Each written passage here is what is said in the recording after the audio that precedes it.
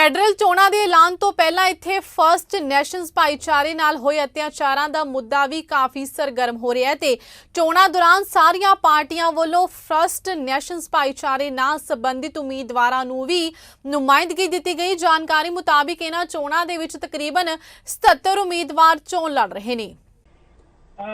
In regards to the number of Indigenous candidates running, because there's 77 running, and obviously we saw in 2019 62 and about 50 some in 2015, it shows that the number is increasing and there's more awareness and a willingness to necessarily look at as participating in Canada's federal elections as a way of being able to make change. However, how far that goes and what that fully entails is another question.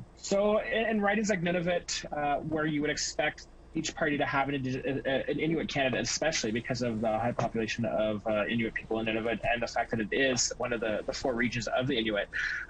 It's expected that that's the case. And there's also an understanding of some other ridings like northern Saskatchewan where it's understood that in order to win those ridings, you need an Indigenous candidate to be there, especially for the front-runner parties that tend to run there. So this is the other thing. So although there are 77 Indigenous candidates, First Nation, Inuit, and Métis candidates running, some of them, yes, are running against each other. So we obviously know only one will actually become the winner in that riding because of the first past the post system.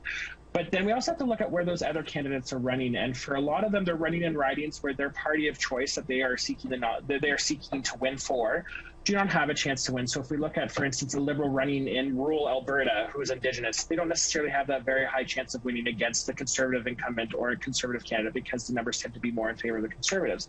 Or if, say, an NDP candidate is running in an area that tends to be very dominant towards the Liberals, such as we see Mike McLeod in Northwest Territories, the chances of winning in that riding is going to be very low because he's well-liked, he's well-understood, he's well-connected to that riding.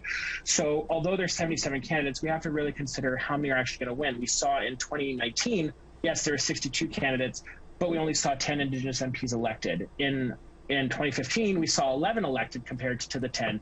I know a lot of media and a lot of individuals think that there was only 10 elected in 2015, but there was actually 11 because we're actually forgetting Randy Boissonnault, who is also non-status Cree in that riding. His family was adopted out a long time ago.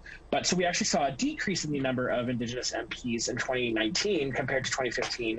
And again, that's also because of we need to take into consideration where these Indigenous candidates are running. And in a lot of cases, many of them are running in ridings for a party that has little chance of winning that district.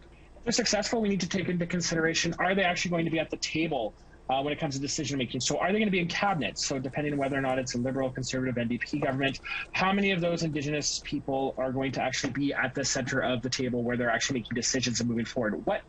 What ministries would they hold? How influential will they actually be able to have in that, especially convincing their parties and their party of choice that it's important to keep the Indigenous vote coming out to vote for them. That's very key for actually being able to get people out. So what it could actually mean is depending on who's elected for their region. We saw obviously Ethel Blond and Andrew had very good, strong impact representing Northwest Territories from 88 until she lost in 2006.